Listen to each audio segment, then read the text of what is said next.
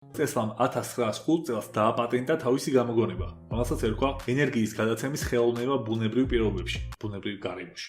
ამ გამოგონებაში აღწერილია გლობალურად განლაგებული გენერატორების სისტემა, რომელსაც უნდა გამოეყენებინა დედამიწის იონოსფერო ულევი ენერგიის წყაროდ. უფრო მარტივად რომ ვთქვათ, Tesla-ს უნდოდა მთელი დედამიწა ქცეულიყო ბუნებრივ გენერატორად, უბრალოდ გიგანტურ ელექტროგენერატორად.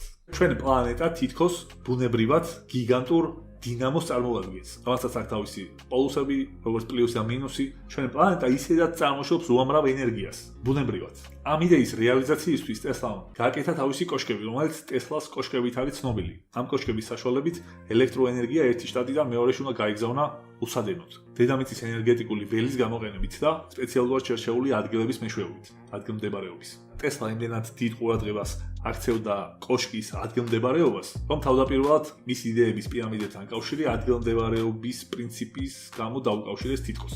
მაგალითად, ორდენკლიფის კოშკის ადგილმდებარეობა განსაზღვრა იმის მიხედვით, რომ დედამიწის რეზონანსული თვისებები გამოეყენებინა. კოორდინატების სწორად გამოთვალზე აკეთებდა ძალიან დიდ სამუშაოს.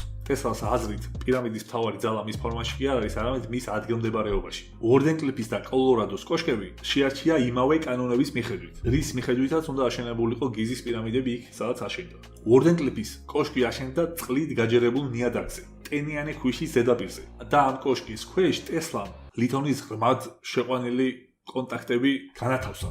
ფაქტობრივად რომ დაემიწებინა, წყალი და ნიადაგი გამოიყენებოდა ელექტროგამტარობასა და ხმოვან რეზონანსში, რაც მოგვიანებით შეადარეს იმას, თუ როგორ დგას გიზის პირამიდა მიწისქვეშა წყლების ზემოთ.